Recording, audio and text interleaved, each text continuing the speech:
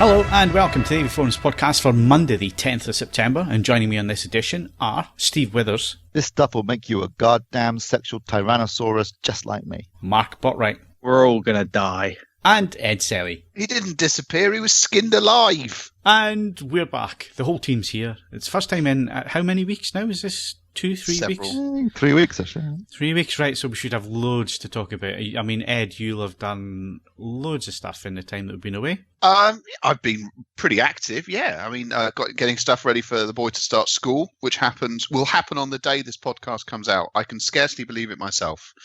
So we've been doing that. I mean, it's all very complicated. I mean, a number of parents are going to laugh at me now because they'll have all been used to this. But I had not, for example, realised that school dinners are no longer something which is simply parked in front of the child and they can ignore it or eat it. Those are the two options. There's now a selection of options available, and it's all done online. You can actually pick your child's food for the next half a term on the internet. It's just baffling. I mean, that makes me sound old and confused, and I suppose to an extent I am. But that was just you know, the future being here today. Otherwise, I've been reviewing stuff. I've been watching the great debate over what colour Phil's car is going to be. I mean, you know, it's been up there with the Brexit vote for a number of times. That's oscillated. Saying just before we're online, I'm enjoying the fact that the temperature is dropping a little and I can start my winter cookery regime. So, yeah, not all bad here. Yeah, comfort food season is starting. It's just I'm going to have to do it the Slimmer World way. So I've already got my soup recipes there. I bought a book the other night when I was at Fat Club. The Take 5. I think it's a rip-off of the Jamie Oliver thing. Yeah, that does sound very familiar. Yeah, it's basically Slimmer World recipes using just 5 ingredients. So it's just 5 different types of dust. And the decision on the car has been made. It is going to be bright green. It's going to be John Deere green. That's the decision. Does John Deere make tractors? Yes. So you got tractor green. Yeah, Kermit the Frog, tractor, and I even bought a John Deere baseball cap the other day off Amazon, because Ed sent me a photo and I thought, oh, that's quite nice. I'm going to buy one of them.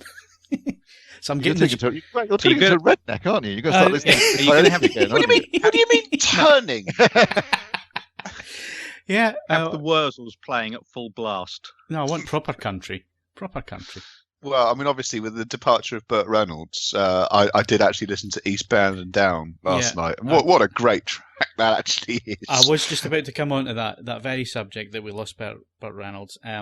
If there was any one actor who got me interested in automobiles and cars and all the rest of it, it was him, being brought up in the 70s and 80s. He was a huge star. The only thing on TV was Hooper, the Cannonball Run, and Smokey and the Bandit. Yeah.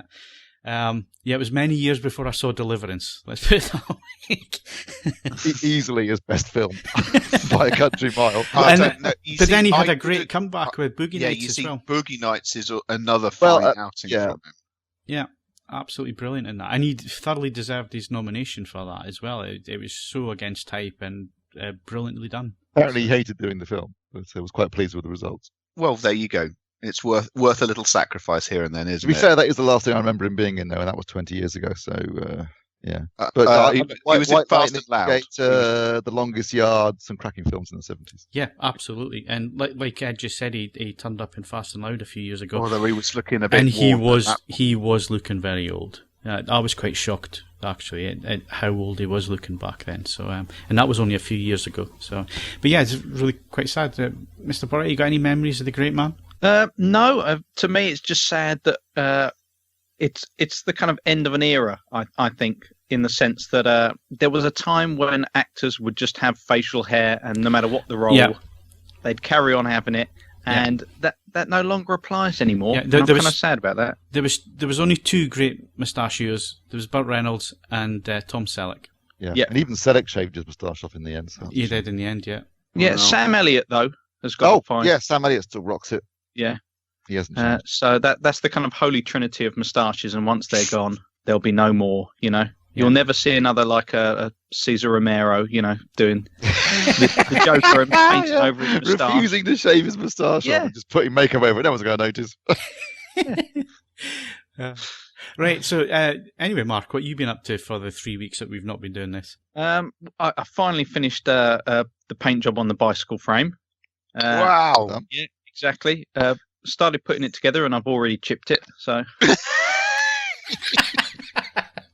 massively annoyed with that. Are you taking it to pieces again and redoing it, or have you just decided to just embrace the chaos? Yeah, I'm just embracing it now. Sod it. And other than that, I've just been sitting trying to find new ways to deal with the pain from a wisdom tooth coming through. Oh. Ooh, not good. I want for a wisdom tooth, aren't you? Yeah. Is it impacted, or is it actually coming out correct? It's one of the ones that comes through sideways.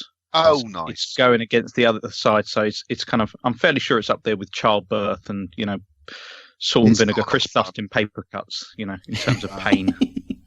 The annoying thing is, though, Mark, the good weather's gone now. So you've spent all this time building his bike, just to ride it in the winter. Oh yeah, no, I don't mind riding through the winter. That's fine. All right. That's when. Yeah, that's when there's no one along the beachfront. You don't have to try and kind of get students out of the way or anything like that. Are you putting in rain in the cold? Well, I was just going to say, you're putting mud guards on so you don't get that streak of wet water right the way up your arse and up your back. No, that's half the fun. Plus, it hides a multitude of sins. And there's our quote for the week. Yeah. And I was going to ask you, Steve, what you've been doing, but I think we more or less know that. So. Well, I was at IFA. Oh, I tell you what I did do. I went to Bovington Tank Museum. That was great. Okay. Enjoyed that. Then came home and watched Fury. You're fully tanked up. I know. I've got 2 episodes. I recorded it off channel BBC 4. Tankies, the documentary about the tank regiment in World War II, which I'm looking forward to watching as well. I almost bought a Tamiya tank kit because I thought, to get back into modelling again. And he's having about me. If you've been yet, Ed, because the Tiger Tank exhibition is superb. I haven't been yet. It just it hasn't fallen in such a way. I think I'm off to the Space Centre tomorrow with the boy because he said it's up near Leicester. Yeah. Obviously, it's all Cape Canaveral. Got the sheep. No rockets. I think. But no, that's good. No, there was an episode of Do You Know, which is on CBeebies. Parents of small children will be familiar with. Do You Know is a very refreshing program for a number of reasons. It isn't solely based around their needless repetition.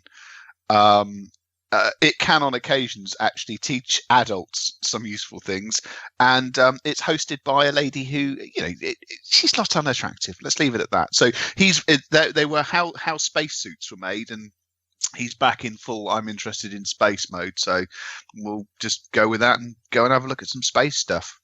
Seems fair. I also, after all the demos we had in IFA, Phil, I ordered my copy of The Greatest Showman has arrived, so I watched that at the weekend. I've never seen that, but I know the words. I've never seen it. Never seen it either. But the clip that they showed was really quite good. So I'll probably pick it up at some point as well. There you go. Yeah, and then he's all that tanking. He's having a go at me for being a redneck.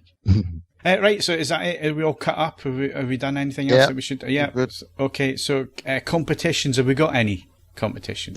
No, there aren't any. Well, there's one running as we're recording this, but it'll be finished on Monday, so it's probably pointless mentioning it. Okay, so we're a bit down on those, but we do have lots and lots of winners. So, Mark, why don't you tell us all about the winners? Okie dokie. Night 76 won 10x10 on DVD. Mouse 25 won Sex Lies and Videotape on Blu-ray. Court Jester won Police Story 1 and 2 on Blu-ray. Adam David won Flesh and Blood on Blu-ray. Bryn Teg won A Quiet Place on 4K Blu-ray. Empty Cup won The Death of Superman on Blu-ray. And Ad Bailey 18 won a Samsung 55 Q6F QLED TV. Excellent. So well done to all our competition winners there. And we'll be back in a sec with hardware news.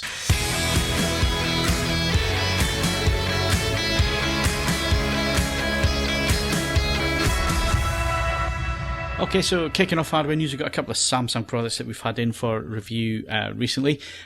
Steve's soundbar review is on the site, but let's quickly go through this one, Steve, because it's one of those products that Samsung are first to market really with it, in the terms of it does everything you want it to do. Yeah, I mean, there are a lot of soundbars on the market that claim to support Dolby Atmos, and I've actually got to say, and a couple that support DTSX, but very few actually. Most of them are just Dolby Atmos soundbars, but they claim to support Dolby Atmos, but they're doing it, with psychoacoustics or bouncing, sound beams off of sidewalls and rear walls and ceilings.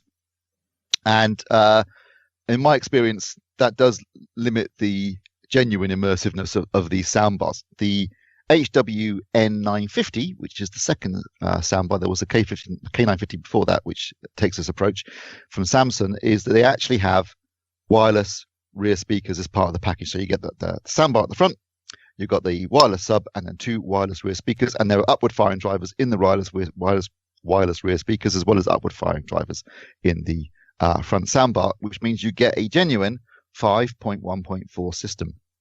And there is really, in my opinion, no comparison when it comes to actually having surround speakers behind you and the upward firing drivers behind you as well. So you're genuinely getting an immersive experience, and it's not trying to cheat it by doing other things. And I've got to say, I was really, really impressed with this product. I liked the K950 that came before it, but it had a couple of major issues. One of which was when it launched, it didn't even support anything beyond 2-channel DTS. So no DTS-X, not even multi-channel DTS, which I think was a major oversight on the part of Samsung. They did eventually add 5.1 DTS, but it never supported DTS-X. And given that the big selling point is an immersive audio soundbar, that seems like a major failing. Although I've got to say, quite a few manufacturers don't seem to support DTS-X. It's not getting a lot of support at the moment in terms of hardware. But this new one that has both Dolby Atmos and DTS-X, so it covers everything you could want in terms of immersive audio. Obviously no Auro 3D, but that's not really an issue. And also the previous soundbar, it was okay when I tested, but over a long period of time, I know some owners had issues with the rear speakers losing sync with the soundbar itself. Samsung have also addressed that with improved connection and robustness in terms of the rear speakers. And I've got to say, I thought it was awesome, actually. I mean, if you're looking for an easy to install, relatively painless and unobtrusive 5.1.4 system, this is definitely the way to go, because you get everything in one box. You've got your soundbar at the front, which is reasonably it's not small. It's designed to be used with larger screen sizes, obviously, but it's relatively unobtrusive and it's attractively designed, and it fits quite nicely at the front of the room. It has 3 forward firing drivers, so you've got your front, left, and right, and center, and you've also got 2 side drivers to give it a bit of width, and also obviously the upward firing drivers as well for top, front, and left. There's the wireless subwoofer that you can discreetly put away at the front of the room, and then you have the 2 wireless rear speakers. Now, I should say, although they're wireless and since they're not physically connected to the soundbar, they obviously do need to be plugged into a wall socket. So there's not entirely wireless. You do have to plug them in because they're obviously active speakers. So bear that in mind when you're thinking about where to put them. But once you pop those at the back of the room, job done. My one complaint would be that there's little in the way of setup for this. I guess that's a good thing for people who aren't perhaps very experienced in terms of audio products. It is really just plug and play. But obviously, I think the enthusiasts probably would like a bit more options in terms of setup. Having some sort of setup microphone, an auto EQ system of some sort would have been nice. All you can do basically is set the levels for the various speakers, and that's basically it. So but you can get an SPL meter app on your phone. So it's actually pretty easy to do. You just sit in the main sweet spot and then just adjust the levels accordingly. But I say once it's set up, you connect up. You've got 2 HDMI inputs and 1 HDMI output. So obviously the HDMI output also supports ARC. Once it's set up and you're off, I've got to say I thought it sounded really, really good. I mean, I've got a genuine with overhead speakers 7.1.4 system. So I've got a very real point of comparison. I've got to say, in my lounge, this worked really, really well. Partly I'm lucky because I've got a low flat reflective ceiling, which really works well with upward firing drivers. But yeah, I'm watching things like the Amaze trailer, which I've heard dozens of times. It delivered it really, really well. Really good immersion. You can really hear the overhead effects. Sounds obviously coming directly from behind you, and the sub integrated nicely with the soundbar. It's a cracking product, and I try to think of a way of, could I build that system using separates for less than 1499? And if you're going to do 5.1.4, you're going to need a 9-channel amplifier. Plus, you're going to need all the speakers to go with it.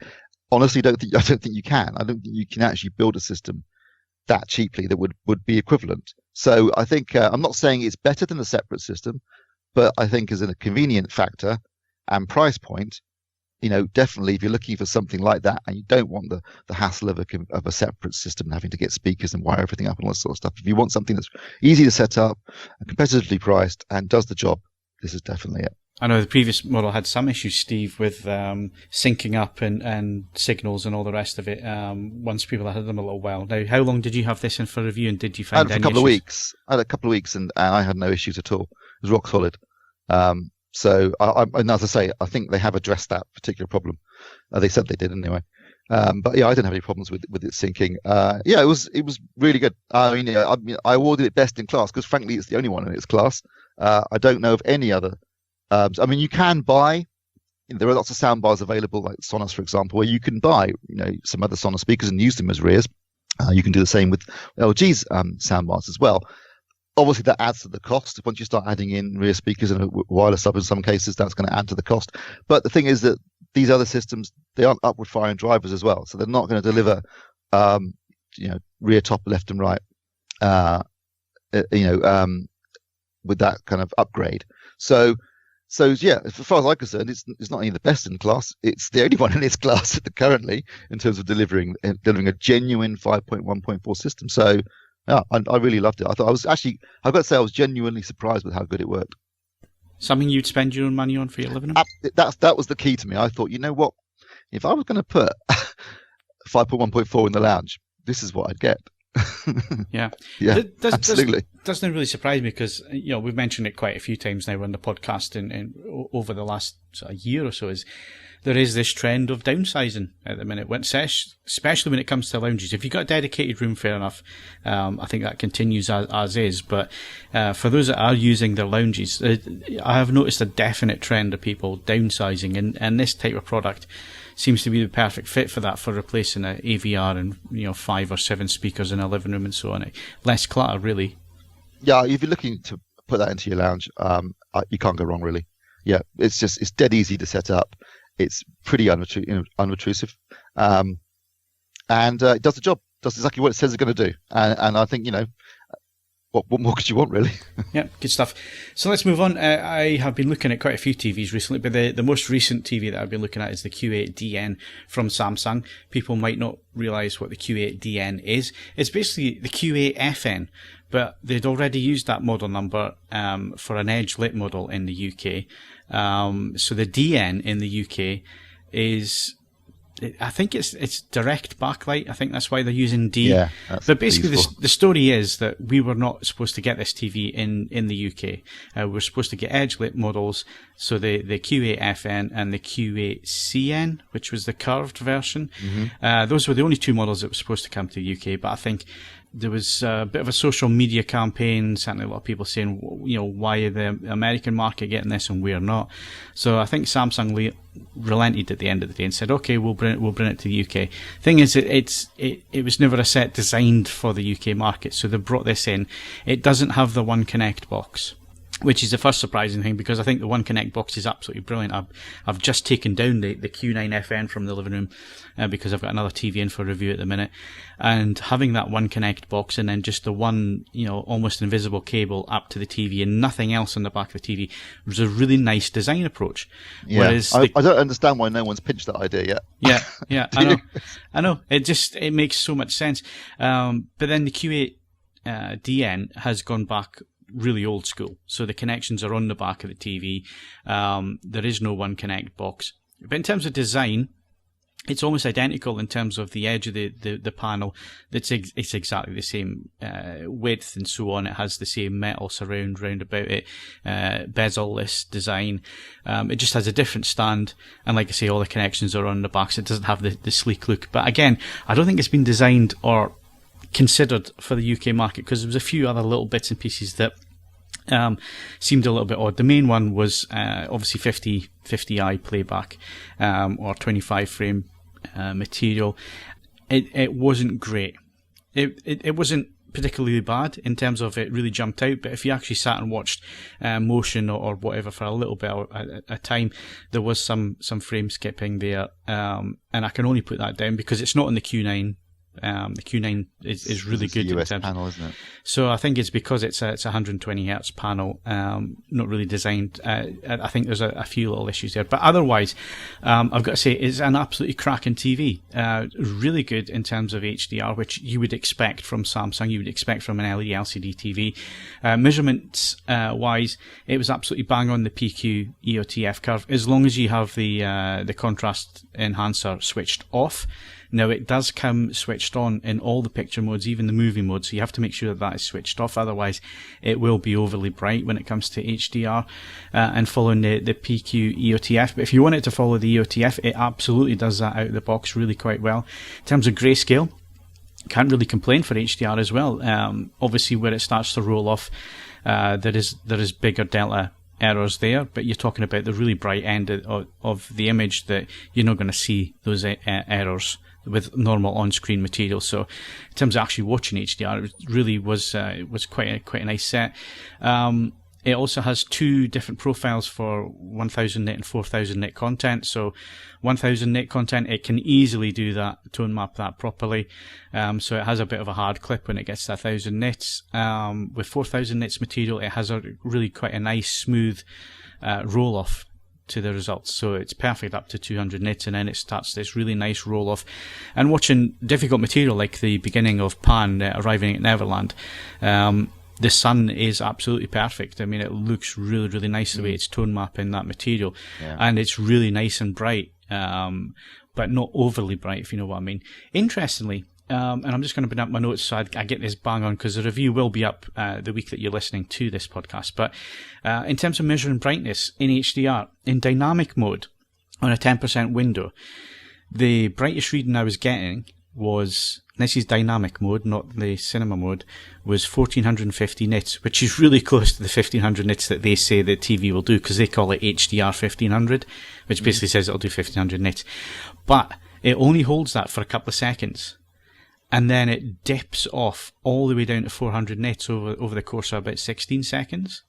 So it will hit the peak brightness, but it then drastically dims off in the dynamic mode. However, if you do it in movie mode on a 10% window, it will measure 950 nits, but then it will maintain that 950 nits for well over a minute. So obviously, for it to reach that peak brightness of 1500 nits, it has to be in dynamic mode, and you're only going to get it for 2 seconds, and then it starts to roll off. Now, that might sound a bit odd, but then actually I was thinking about, when am I going to need this 1500 nits?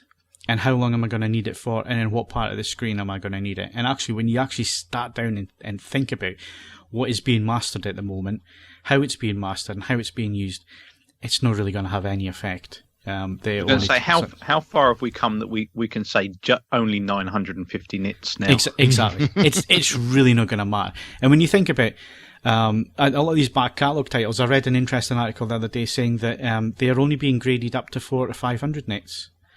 For peak highlights. So, you know, they might be being graded within the 1000 nit window. You know, that's what the metadata will say. But actually, in terms of the content that's on screen, it's only being graded up to 400 to 500 nits, which is, you know, it's still bright and it still stands out. But people who insist that we must have 1500, 2000 nits, you're only talking about tiny little areas of the screen, and you're only talking for a few seconds within a scene. So actually what Samsung are doing there is really quite clever, because if you think about it, the amount of energy that they need to get 1500 nits of brightness in a 10% window, you're never going to have that amount of brightness on screen for any length of time at all. So although the measurements were a bit strange in that respect, 950 nits over a minute is well within the limits of what's available at the minute. And like I say, in terms of the tone mapping for 4000 nit content, it was bang on as well. So those were the plus points. Obviously a VA panel, so it does have really nice black levels when you're looking directly at the screen. In terms of DCI P3, it's there or thereabouts, although it really does oversaturate on red for some strange reason. Luminance wise though, and this is where, you know, OLED sometimes can't keep up with LED LCD, in terms of color luminance and brightness, really, really good. Obviously we don't show the graphs for that, but it did an excellent job of that as well. So for HDR, absolutely brilliant. Couldn't really fault it. the stuff I'm going to fault covers both SDR and HDR, so I'm going to go SDR next. Again, really nice TV for SDR. You can calibrate it to within an inch of its life. Samsung have been doing this a long time now.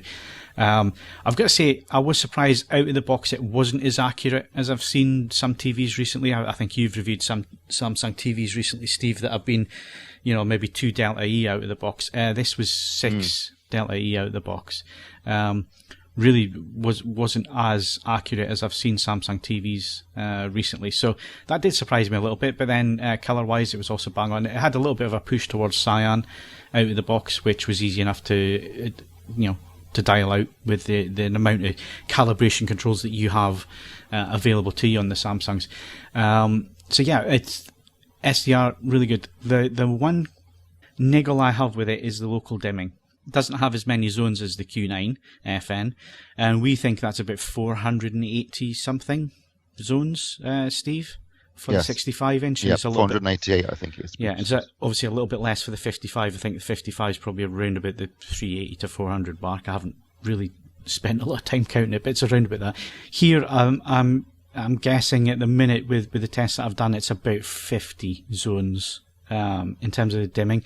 And the thing with the local dimming is the Q9, when I've had that set up, it's really quite aggressive when it comes to its local dimming, but it does it as the scene happens. This is delayed. So the Q8 has this really strange thing where it's almost like a half a second delay in changing its brightness. So if you go from a bright scene to a dark scene, you don't really notice it. But if you go from a dark scene to a bright scene, you'll notice that maybe half a second into the scene, it suddenly gets brighter. And it's the slowness of the algorithm they're running in certain scenes where it can't adjust the brightness as quickly as the Q9. So the Q9 is aggressive in what it does, but it does it nice and quickly. So you don't really notice it. Q8 could really notice it. And what I noticed it most on was I watched an episode of Top Gear, not Top Gear, I keep calling it Top Gear. Grand Tour. The Grand Tour on Amazon in HDR, and it was really noticeable when the camera was cutting between the three of them in the studio. So you'd have 3 different cameras on each of the presenters, and they're having an argument, and it cuts between the 3 of them. And you could really notice the difference between the cuts. You could notice the dimming moving. So I've already reported this back to the QA team at Samsung, and they're going to have a look at it. And I'm sure if they can do something with it, they'll do it with firmware. They always do. When stuff gets fed back. It's just, it felt a little bit odd that. But then it didn't do that with all material. It was only now and again where you might get a tricky scene like that, and it kind of confused the dimming into what it was supposed to be doing. And of course it doesn't have as many zones as the Q9. So overall, I'd encourage people to go and read the review. The review goes into quite a bit of detail in terms of all the testing and stuff that we've done there. But yeah, it's what you expect from Samsung. The only other thing I think going against it, other than the slight niggles I did have with the local dimming, is the price. It's £2,100, and I don't think that's competitive. And how much is the Q9 comparison? Q9's 2,499 for the 55. Then. So there's only £300 difference. Yeah. And the Q9 is just a far superior TV in terms of the number of dimming zones and the technology that's on board. I mean, they're very, very similar apart from the zones and the dimming. But yeah, £300. It's not a £2,100 TV, unfortunately. And I have fed this back to Samsung as well, and I've said that looking at other TVs, because if you look at the Sony XF90, you're getting much of the same technology on board. Full backlight and all the rest of it, and it's nearly £1,000 cheaper. So it kind of puts the Q8DN in a bit of a tough position. But do you think this is going to be one of those sets where the Q9 will maintain its price and the DN will kind of drop fairly sharpish? I think it has to. But the other thing is, I don't think Samsung intended to sell. Well, I know they didn't intend to sell it in this country this year. They brought it in because they've been asked to bring it in, because people wanted to see it. But then, obviously, for them to bring it in and do the changes they need to do, obviously, it has affected the price that they need to sell it at. So it's made it uncompetitive. I think if they had planned it from the start, it would have been a cheaper TV to start with. But maybe it just kind of underlines to the UK customers that the Q9 is the set that they would prefer. Yeah. So yeah, and some people will be wondering why I haven't put this or mentioned OLED in the same breath, and it has been put up against the OLEDs that I've got here. They're different technologies, different ways of doing things. But if you got an average living room with say 2 or 3 windows and you're not going to dark the room out at any point, I would go with a QLED. Especially if you're gaming a lot as well. Gaming performance is superb on this. I mean, the low latency and so on is really, really good. Plus, it has the features with the Xbox One as well in terms of syncing and so on. So, absolutely brilliant. And it puts it in a game mode for you. As soon as you switch the Xbox on, it sets the TV up for you into game mode and makes sure you're getting the low lag and all the rest of it. So, as a gaming TV, absolutely brilliant. Really, really good. For me, it's just a little bit toppy in terms of price, but I can understand that they've brought it in at the last minute, and it's obviously added costs to. If it had been designed for the UK from the outset, I think it would have been a bit cheaper. But it's a strong TV, and it suits bright environments and gaming and that kind of thing really well. So if that's your bread and butter, if you're not somebody that sits and watch films in a dark room, if you are, I think OLED's the TV for you. If you're not, if it's a normal living room, it's going to get used as the workhorse of the living room, bright conditions and gaming and that kind of thing, then it is a strong contender. It's just a bit toppy price-wise.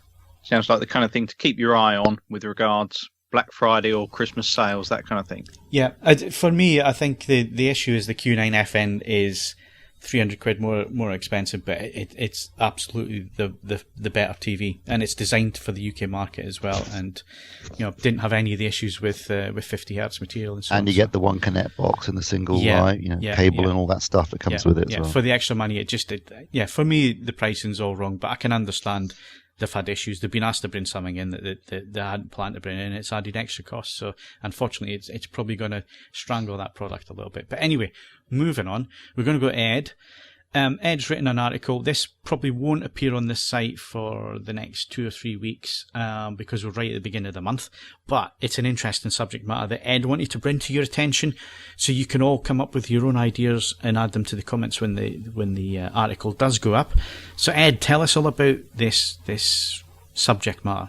Yeah, this has been sort of hovering in the back of my mind for a couple of months now, and I've endeavoured to put it down in cohesive written format. You can judge for yourself how successful I've been. I have been actively involved in this industry since the turn of the century, and I've had an interest before that point. You guys are in home cinema sense certainly have been doing this for longer still.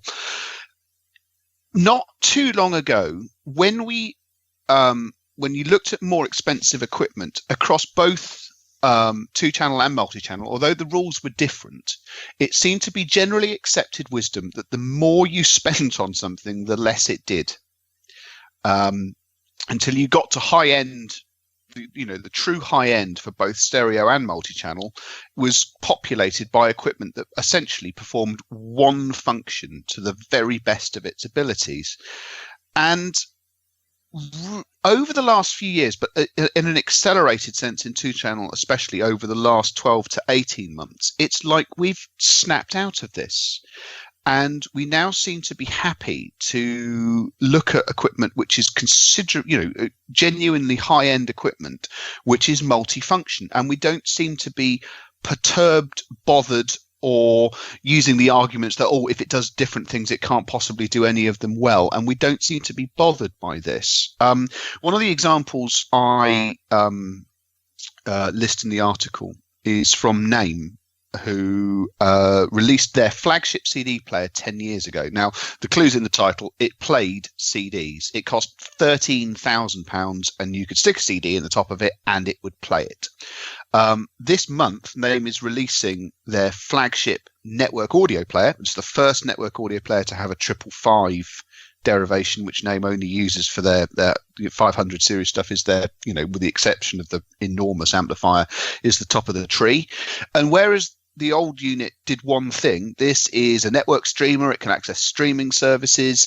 It's got AirPlay, internet radio. You can even Bluetooth to it. And it's significant. It's still a big chunk of change, including the power supply required to make it work. You won't get much change from £20,000. And I'm trying to think back to a time.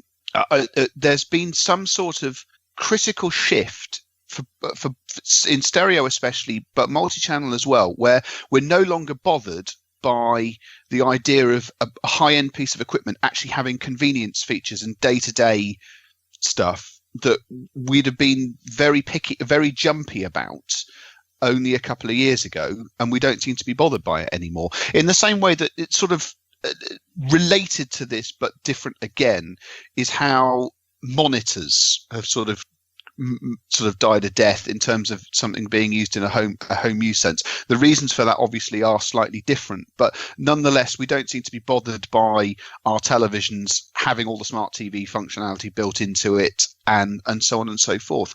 That just I wanted to try and get a debate going that we don't. Is this something that you, as customers, because I mean, obviously there's a slight spin on this that this is, not me commenting on this without necessarily spending my own money. Is this something that we have just sort of tacitly accepted? Are you consciously aware that you're buying equipment that does more things in a single box and you're more comfortable with that, or do you feel it's being forced upon you? It's an interesting subject, and the first thing that springs into mind, Ed, is that there's been an actual backlash, I feel, in the AV side of things.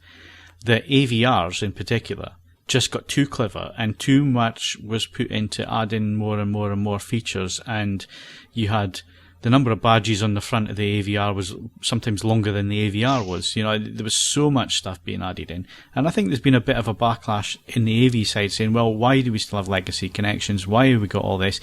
Let's pare it down and let's get back to basics.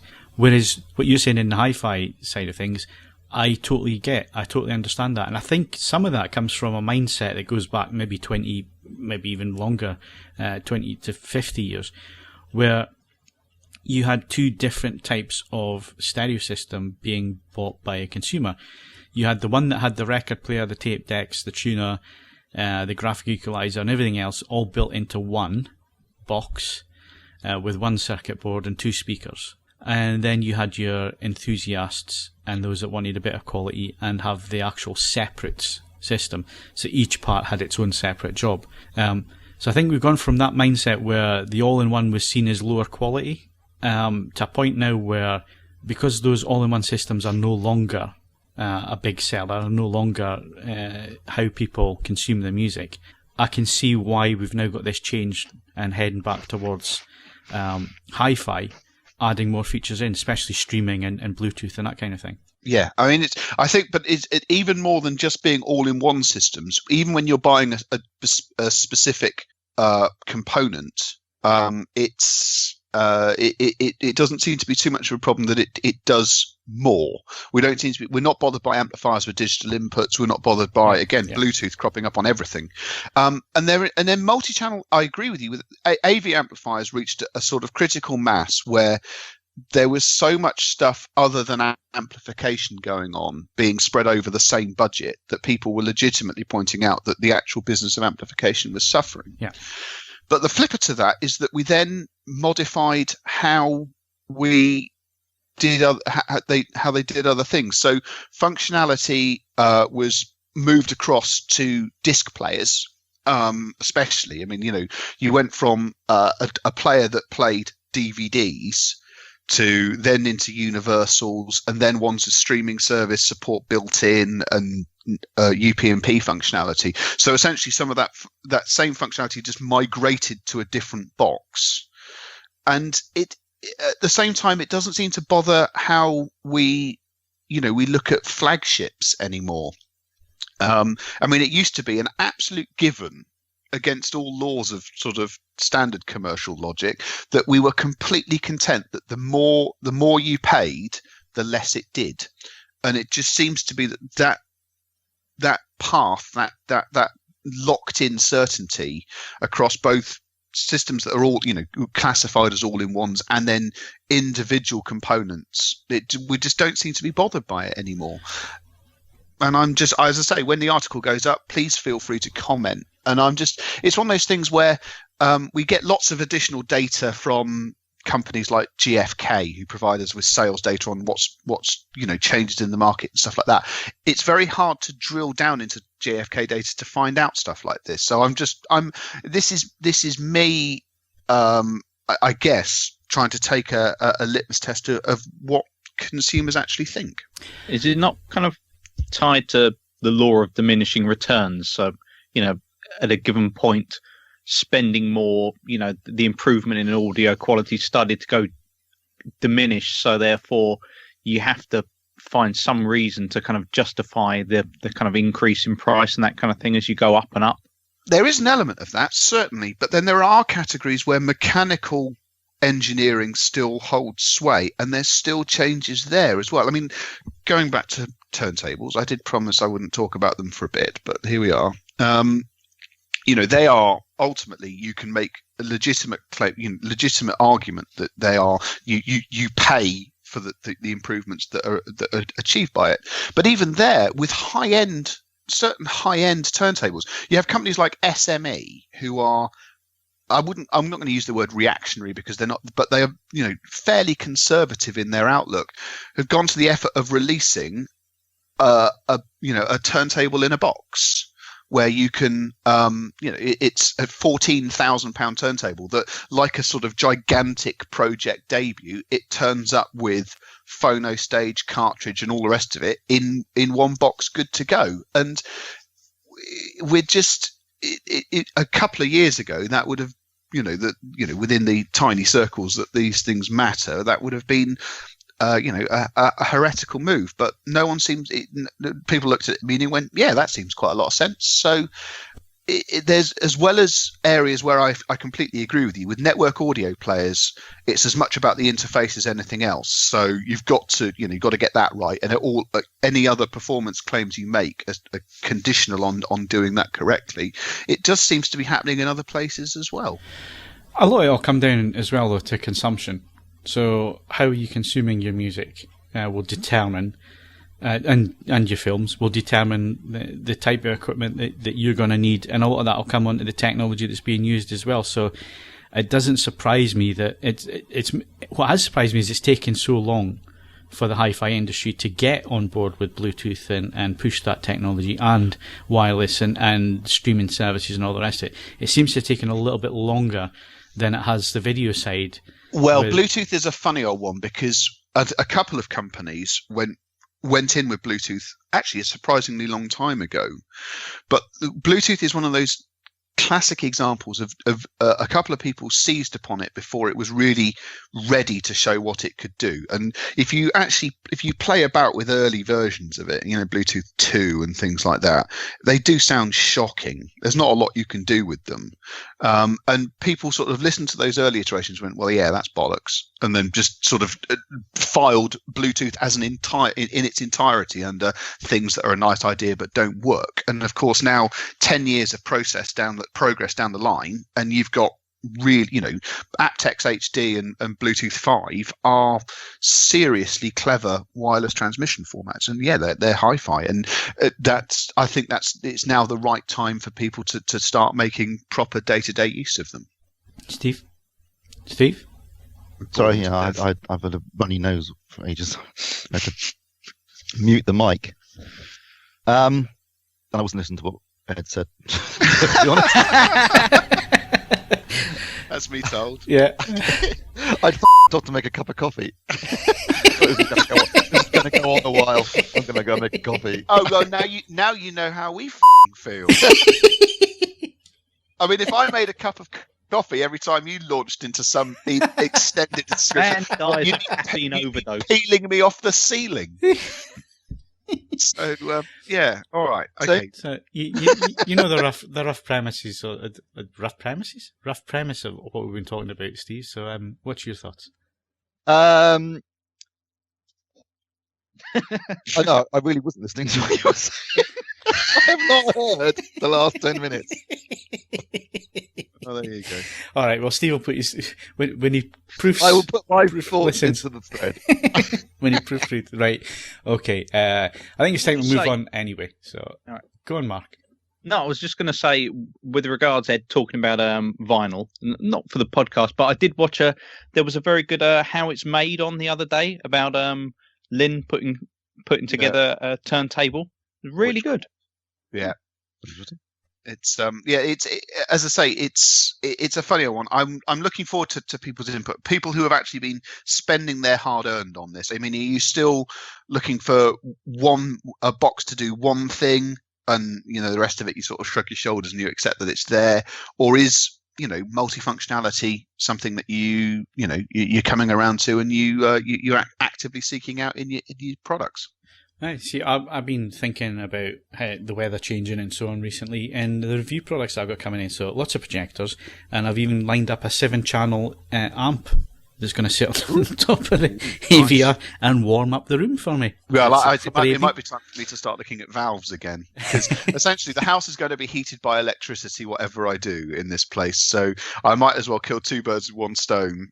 And heat the room and listen to music at the same time. So look out for a valve amp review just at random in the next couple of weeks. You see, projectors get placed behind my head in the room, so it's quite nice having that warm air blow down the back of your neck sometimes.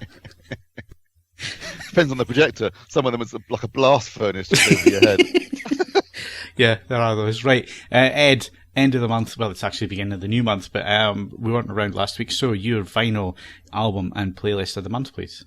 Oh, tits. I had completely forgotten about this. Right. Albums of last month. It was August for me was pretty quiet last month. And I have to be honest, I didn't buy a single new release, which is embarrassing.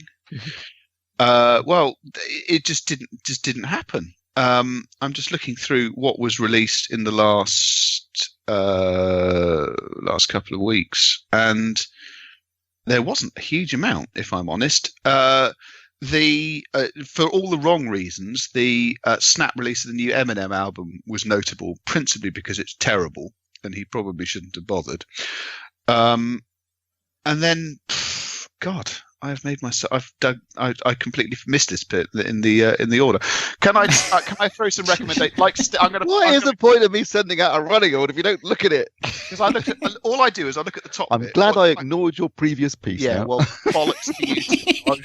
I shall put some comments into the thread. In answer to your question, Steve, when I receive your running order, I see what film we have to quote and what, if anything, I'm supposed to talk about in terms of my review output. And then I don't look any lower than that because it's just films. And as you know, the cinema is an alien place for me. I don't go. So I finally got round to listening to that Kamasi Washington. Yeah, that you recommended. It was good. Yeah, really good. Although it's at various points, I do kind of feel I get a little bit of a Mighty Boosh vibe searching for the new sound. The whole thing is, and we've had this conversation, thanks to Mighty Boosh, that the Fast Show segment, there is a point with modern jazz where it's so close to when it's being sent up that you can't separate the two. And yeah, there are points where with Washington, especially because let's face it, the man goes on for a while. Where you sort of go, you do go on a bit. Yeah, all right, that's a bit of the video for Fists of Fury, though. Oh yes, but Fist of Fury, full stop, is a truly magnificent record. It's crying out for a film to make use of it. Isn't there already a film called Fists of Fury? There is, but it's rather older. Yeah. I mean, whether they end up using it in Luke Cage or something, I don't know. But, Luke Cage is a brilliant soundtrack, actually, if you haven't seen them. Well, there you go. So, I can recommend an album I found. It's from 2015 though, but I found it this month, and I've actually listened to it quite a bit. An unknown female vocalist called Selley, and the album's called Kicker. Go and have a listen because it's modern country vibe, but it's actually really, really quite good. And I only found it because one of the tracks was called Mustang Kids. And it was, I knew there had to be some. Well, you see, Ed sent me a thing called something V8 Ford something. V8 Ford Blues yesterday, which I wish I'd known when he was having problems with his first, because we'd have just played it all the time. So I went looking for. I thought, I wonder if there's anything related, and I found this album. I found it by heart. I've listened to it a few times now. It's actually a really good album. It's not long. It's 40 minutes, 12 songs. Have you just been searching for things with Mustanging? Have you had Mustang yes. Sally on repeat? No. every day. No. I was looking for different types of things. I do that sometimes on Spotify, and sometimes it brings stuff to my attention. It's great how their algorithm works. I've discovered so much on there. So anyway, I thought I would try and dig you out that hole, Ed. Ed will put his album and playlist and so on suggestions in the thread. So go and have a look in the thread. Playlists is a bit of an odd one because obviously we keep talking about Spotify's Discover Weekly, and it is brilliant. For reasons that have been explained in previous podcasts, I'm using Deezer a lot at the moment, and the more I use it, the more I am impressed by their flow system as a method of finding new material.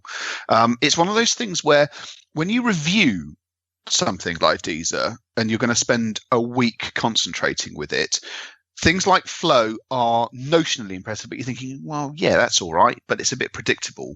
But it's just it learns. The more time you spend on Deezer, the better it gets at not only, there's, I can't decide what I'm going to listen to today and it will just play forever, but then it starts doing themed playlists based around what you've been up to over the last few days, and the more, as I say, the more you use it, the better it gets. And that's one of the reasons why I've paid so little attention to curated playlists of late, because it's just been doing a fine job. So hats off to Deezer for that one. Okay, good stuff. So there are apps up hardware news for this week, and we're moving over to movie news, but there's no reviews.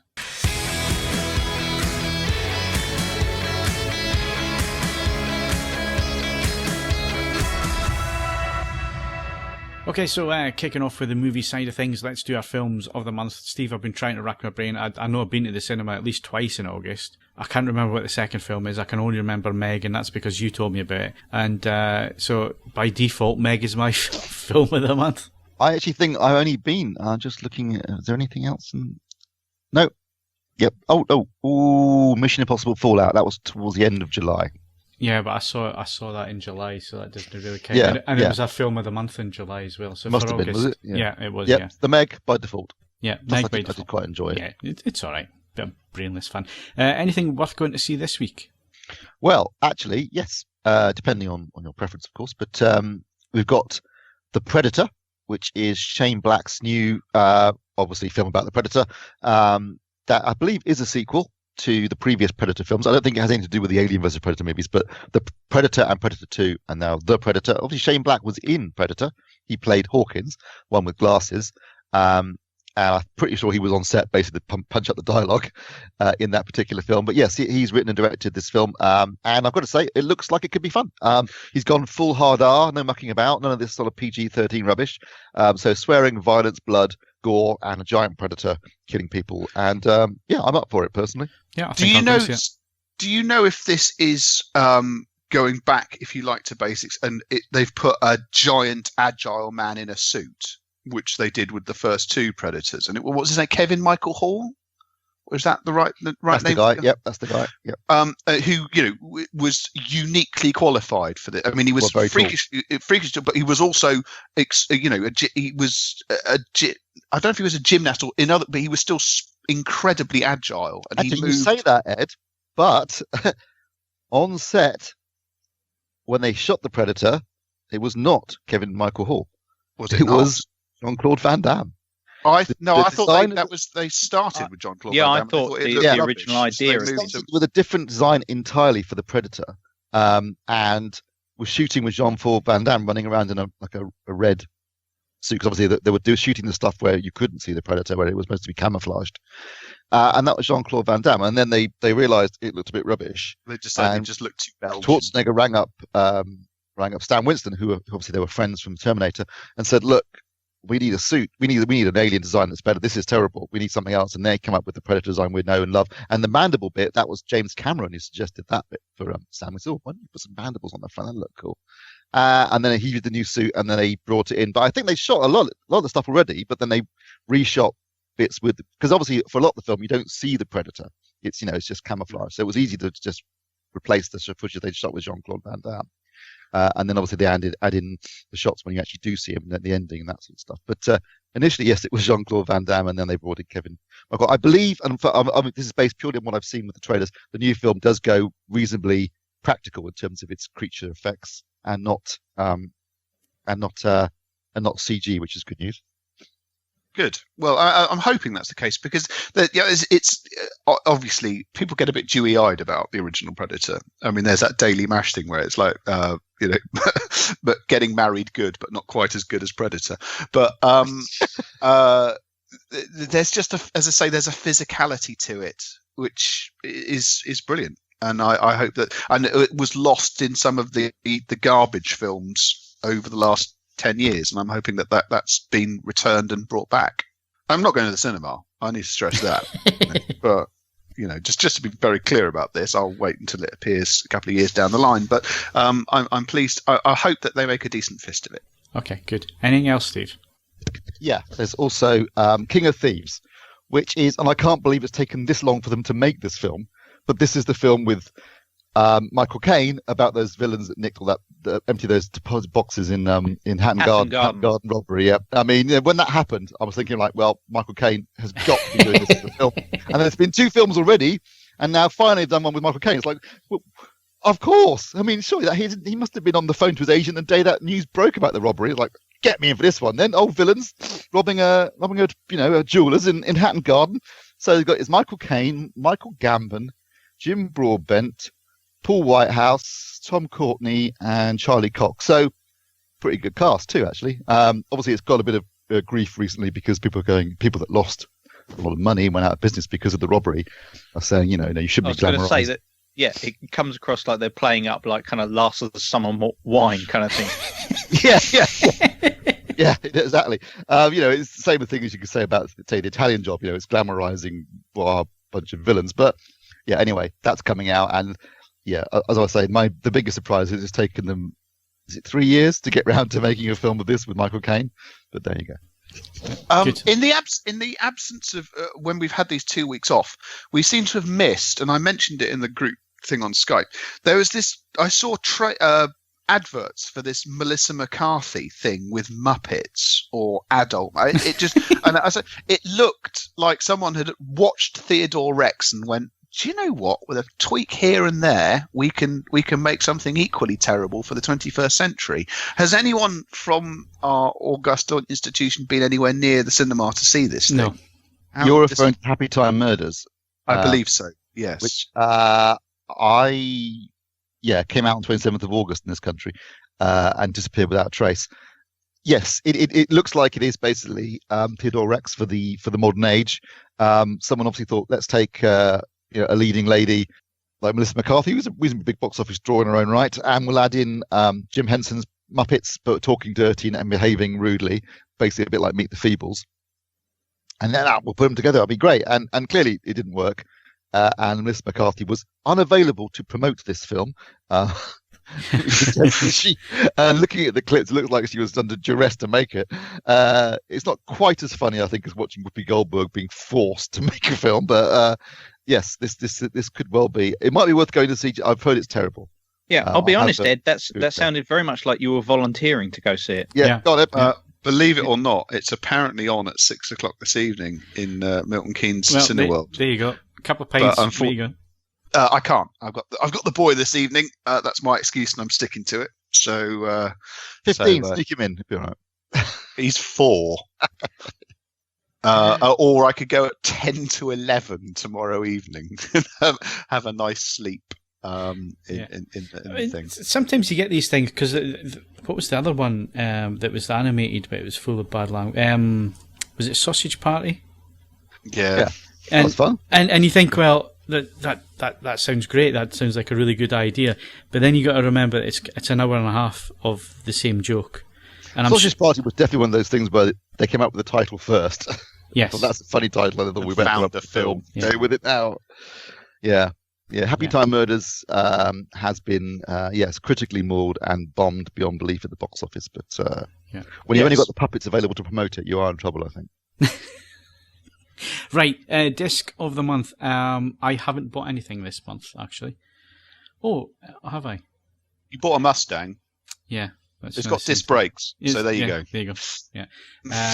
Let me go and check my Amazon order history. You go on, Steve. I have bought quite a bit this month. Oh, actually, I've just realised another film I saw at the cinema in August that I liked. Ant-Man and the Wasp. So is that your film of the month? Or That's my film of the month, actually. Not the Meg. Yes, I preferred Ant-Man and the Wasp. Thanks for that. Yes, I bought quite a few discs this month. I picked up Flesh and Blood on Blu-ray, which is the Paul Verhoeven's first English language movie, which I've got a soft spot for, or hard spot if you think about all the nakedness in it. But in terms of picture quality and sound and overall, Ready Player One, you bought that, didn't you? Yes, I did. Yeah, I'm just looking through my order history. That was 4th of August, so yeah, that qualifies. Ready Player One, which looks and sounds absolutely spectacular and is a fun movie, and I enjoyed that second time around. I also bought the 3D disc actually as well, and I watched a bit of it in 3D, and I've got to say it's fantastic in 3D as well. So if that's still your thing, then that's a great movie to pick up. Another favourite of mine this month is A Quiet Place, which I bought that as well. Really, really effective little horror film with a fantastic Atmos soundtrack. I picked up the Predator box set, so Predator, Predator 2, and Predators. I've got to say I watched all three and thoroughly enjoyed them. I haven't seen them for years, and finally Predator gets a decent release. The natural grain is still there, but it looks as good as it's ever going to look and ever has looked. Predator 2 looks pretty good too, and it's actually a fun movie. I mean, I know Danny Glover's no replacement for Schwarzenegger, but I still quite enjoyed the film. I really enjoy Predator 2. I love it. It is what it is. And Predators is okay. It sets out the premise quite well, and I don't think Agent Brody would be my first choice as leading man, but it's a fun movie. It looks nice on 4K disc. So those are worth investigating. I also picked up The Equalizer, because Equalizer 2 came out at cinema this month, or August. And I picked up The Equalizer, which I've got to say is a fun movie. I like Denzel kicking ass, and it looks and sounds great. So again, worth picking up. I got the Deer Hunter on 4K disc. Oh, that's a happy one. It looks fantastic. It's a lovely restoration, but my God, is that a boring film? I mean, the wedding goes on for so long. You think you should have brought a gift yourself. It's just 3 hours of, and I remember watching it when I was about 12, thinking, "Oh, Vietnam War, brilliant!" Sat through 2 hours of a wedding and a hunting trip before we even got to Vietnam, and then it was some of the worst film footage I've ever seen, and then back to America again. So yeah, I don't even know why I bought that really. And I've got to say, and I was like, I picked up Avengers, Age of Ultron, and Avengers Infinity War on 4K disc. And I haven't watched the first two yet, but I did watch Avengers Infinity War, which still suffers from being dialed down a bit on the soundtrack by Disney, but it does look fantastic. And I also got Deadpool 2, which I don't think has been released in the UK yet, or it's just about to be released, but that looks and sounds fantastic. It's a longer extended right. cut. So this bit's called Discs of the Month. So what is your disc of the month? Well, yeah. See, that's the problem. I've got quite a lot to choose from. We've gathered that. I'm going to go Infinity War because I think it's an absolutely amazing film, and it does look spectacular, and it sounds fantastic as well. Let's just turn the volume a little bit. But yeah, it's such an amazing movie. It's just incredible, and can't wait for the second part in May. Right. Okay. So there we go. We've got 2 discs of the month: Ready Player One and Infinity War. Right. Blu-ray's released this week, Steve. This week we have Heathers, which is getting a sort of special edition release on Blu-ray, and I love Heathers. I think it's incredibly funny. I think it's become it probably wouldn't get made today because the idea of guns. I was going to say it's a really kind of prescient film. Prescient. Yeah, I mean, if you think about what happens in it, I mean, I think you should remake Heathers now because the idea of social media and teenage suicide and gun culture, all of which is part of Heathers, would be even more relevant today than it was when it was made back in '87. But I love the film. I think Christian Slater's great in it. So is Winona Ryder. It's blackly funny, but brilliantly done. So it's one of my favorite films. So I can't definitely get in that. There's also a film called Entebbe, which is about the raid on Entebbe, which I don't know, that's been covered quite a few times. I'm not really that interested. There's I Feel Pretty, which is just looked terrible in the trailers, and I think is pretty terrible, which is Amy Schumer's film where she's basically Amy Schumer, but thinks after knocking her head, she looks in the mirror, and what she sees in the mirror is a gorgeous girl and thinks she's gorgeous. It just sounds really dated. And What was the one that Jack Black did? It was Shallow Hal. Yeah, Yeah. I mean, well, Shallow Hal was kind of sweet. This just feels like I don't know, just like let's just stick Amy Schumer in inappropriate clothes. I'm amazed it's gotten made. When you look at the present way that Hollywood is at the minute, I'm I mean, astonished. Amy Schumer made it too, because she should know better.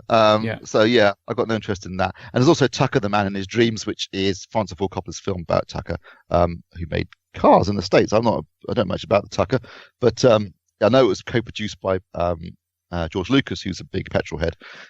It bombed, obviously, as do most of Coppola's movies. And but anyway, it had restoration. It's out on Blu-ray. It's an interesting story, but whoever did the Wikipedia entry on him actually did a very fine job. So if you can't be bothered by the film, it's all there. Sorry to sound slightly stupid here, but when you say Tucker, who made Cars in the States, yes, Preston Tucker. Oh, are we talking actual cars? Yes, he essentially in the immediate post-war period he designed a car called the Tucker Torpedo, and you can this is an incredible looking thing. He had some ideas that were an enormous way ahead of their time, especially in American car design terms. Passenger safety cells. Independent suspension. Essentially, he tried to develop what might be seen to be an early version of the sort of flappy paddle gearboxes that we now sort of take for granted. But 1940s technology wasn't entirely up for it. There's the film, if you like, possibly overstates the role of the existing car manufacturers acting as a cartel and getting him and destroying him, when he did a pretty good job of destroying himself by an utter refusal to compromise with reality.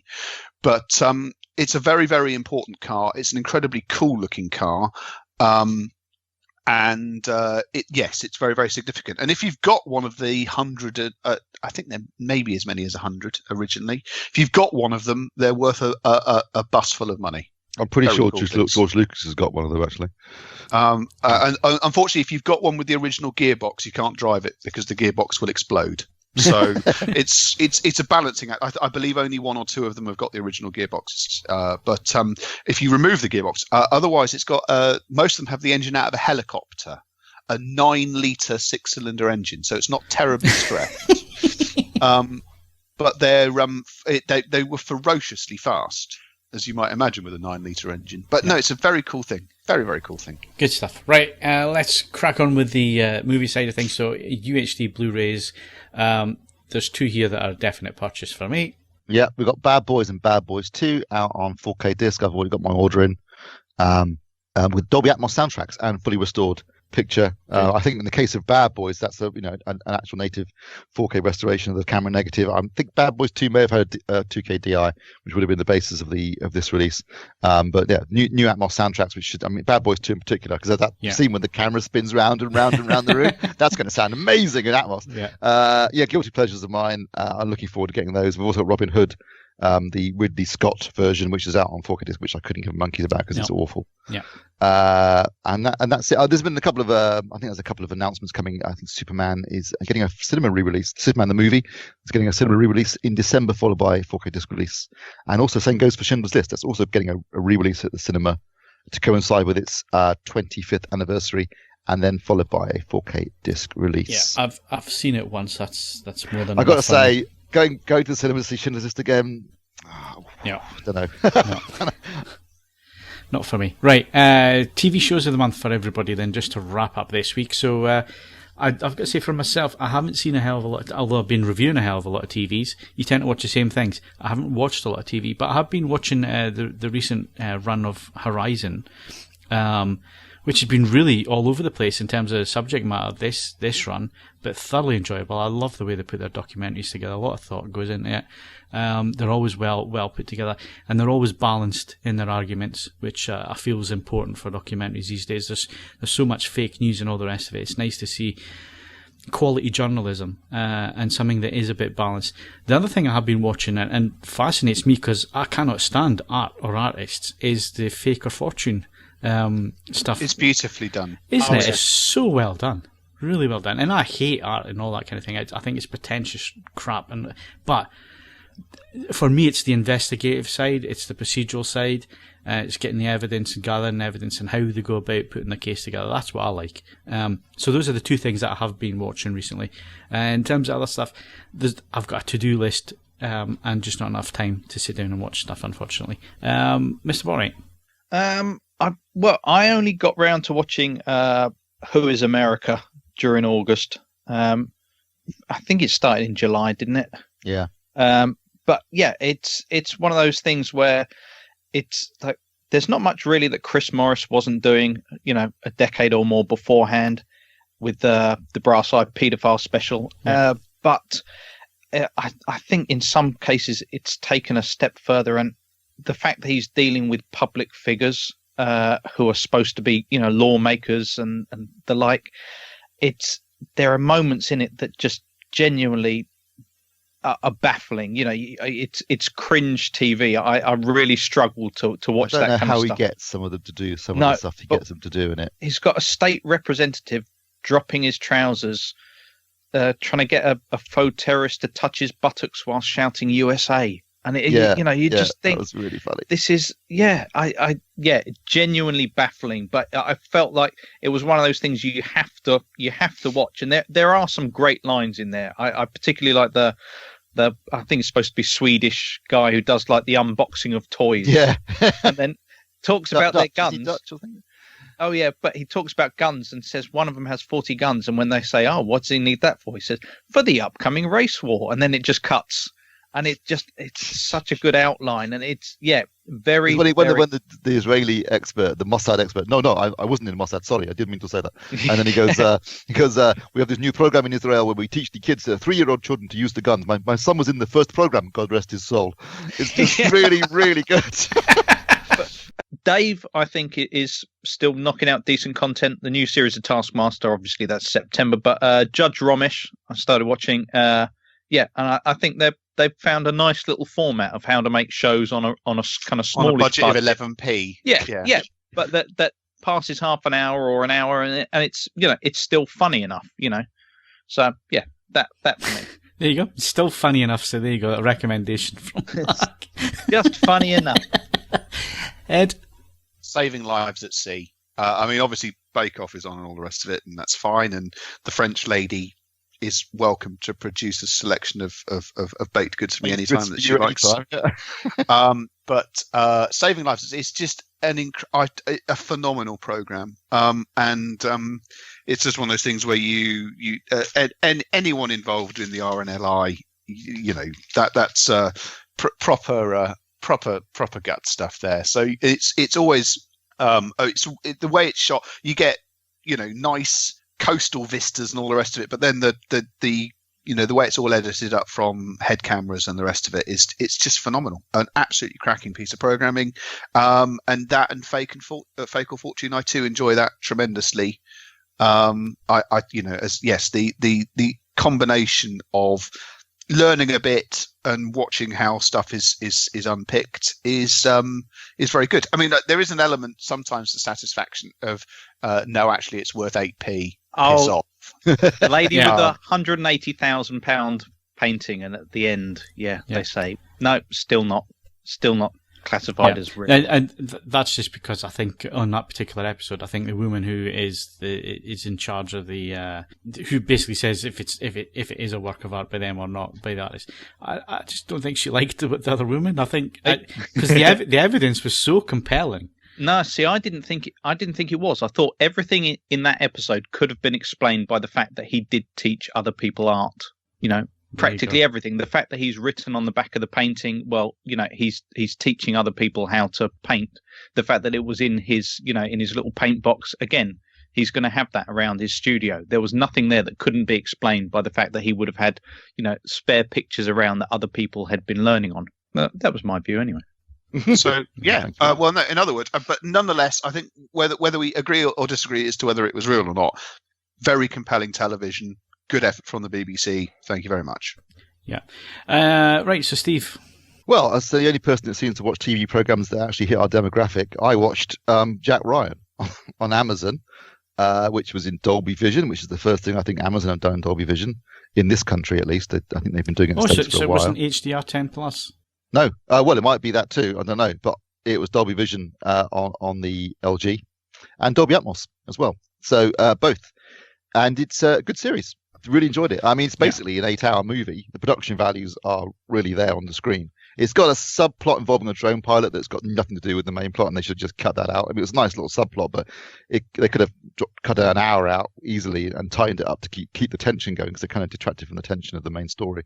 But is it a complete story arc? Yeah, or it's a single story. It's basically a film. It's like an 8-hour movie. With a beginning, middle, and end. And John Krasinski is, I thought, great as Jack Ryan. He really nails the kind of the Boy Scout. Sorry, someone's at the door. Hang on. Jesus Christ. There's somebody at the door. I've noticed it's got some good reviews, but obviously, even though today is the first day of my new 100 gigs a month contract, which is still nowhere near enough to go anywhere near HDR or 4K on an on-demand streaming service. I was going to say, what did you do at the end of last month on your big kind of blowout? I watched an episode of Saving Lives at Sea on iPlayer, and that dismantled. I had a 4 gig reserve, and it just went. It's like, oh, okay, well that was fun. So actually, I limped over the line last night with about 150 megs remaining, but it's reset to 100 gigs this morning. The irony is that allows me to just be more relaxed in terms of how I'm using stuff and bit of streaming services here and there. But you still can't. If I sat down and watched Jack Ryan, it would still be gone. Yeah. You want to finish that bit off, Steve? Yeah. John Krasinski, who plays Jack Ryan, I think is a really good choice. He plays the whole Boy Scout thing really well. Yeah, a good supporting cast and a good villain who you could sympathise with, because then they gave him a backstory and a reason for why he was doing what he was doing, and I think that worked really well too. Good series, really enjoyed it. Worth checking out. And it's like I say, it looks and sounds fantastic, and the money's up on the screen. It's on my to watch list. So I'll try and get that done this week or over the next week anyway. Anything else?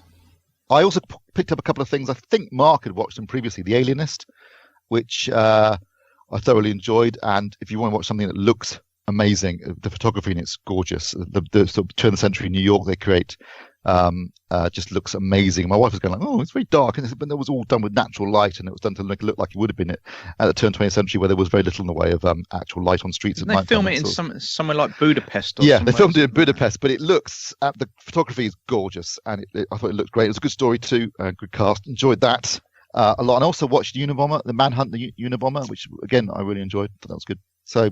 Did you get around to watching that Initial D thing I told you about?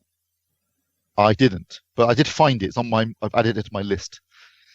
Because I'm really interested to see what you make of that. Yeah, cool. And we mentioned last month YouTube. So anybody found anything interesting on YouTube this month that they've been watching? No. Again, it just eats my data. Oh, right, yeah. So. I keep forgetting about that. I'm enjoying that Goon Squad though. It's they're now started on a Hellcat. And Thomas the Kitten's no longer a kitten. He's getting paid. It's all go. Yeah. Anything for you, Mark? You noticed anything? Found anything? No, I generally, the only thing I tend to look at on YouTube is trying to scour for new episodes of Forged in Fire. And usually they end up like some kind of obscure Chinese uploader does that, which is interesting. It's weirdly compelling, though, isn't it?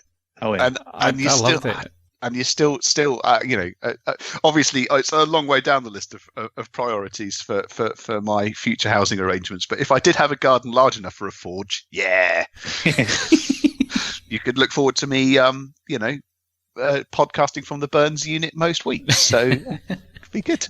There we go. Right. So I think that's it for this week. A bumper edition again, because everybody's back. It was nice and slick last week, wasn't it, Steve? It was on message. Yeah, on message. An hour, solid hour.